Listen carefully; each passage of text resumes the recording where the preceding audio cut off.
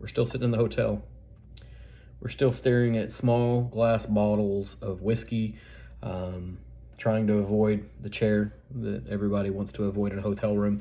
But we're going to talk about some whiskey from the episode I did with Single Cask Nation. If you don't follow the podcast, do it on audio, do it on video, preferably over on YouTube. For some reason, all of a sudden at the beginning of December, all of my viewership dived off. Don't know what that could have been. Promise it definitely wasn't some sort of a shadow ban. But through the course of conversation with the two guys from Single Cask Nation, we talked about some of their favorite whiskeys and some of the things that they really, really enjoyed. And this isn't exactly it, but it's pretty close. One of the guys that I was interviewing, and you get to go watch and find out who it was, said that they really liked Old Forrester Single Barrel. And this is Old Forrester Single Barrel strength at 129 proof. So it's a proofy sucker. But I wanted to take an opportunity to kind of walk through this one, hopefully get in the head of the person who's, listening to the podcast or being a part of the podcast or whatever else. And also it's just an excuse to drink some whiskey. So 3 different tastings, 3 different days, 3 different sets of glassware. The first time through, the nose on it was a creamy caramel. It was spicy. It was dark sugar. There was a little bit of menthol to it.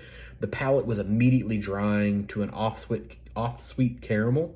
And it had some flavors of rickhouse floor. And I don't lick a rickhouse floor, but it's a taste that hits your tongue while you're in a rickhouse. The finish on it was bananas foster with cherries.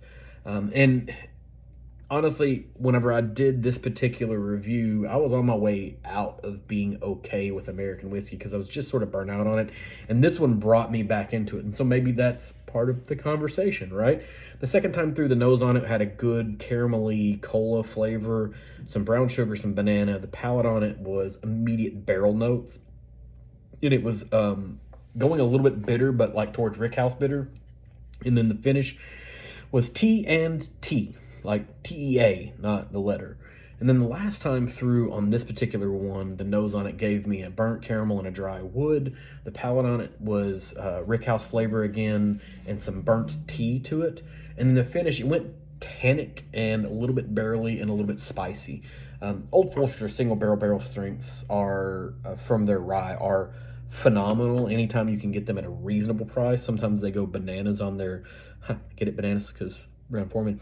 Sometimes they go a little bit crazy on the secondary pricing on these things. I don't think it's worth chasing it at that point, but these are really, really good whiskeys. So give it a shot. Give the podcast episode a listen. Go watch some stuff on YouTube. So hopefully we can get this, whatever it is, gone. Thanks, everybody.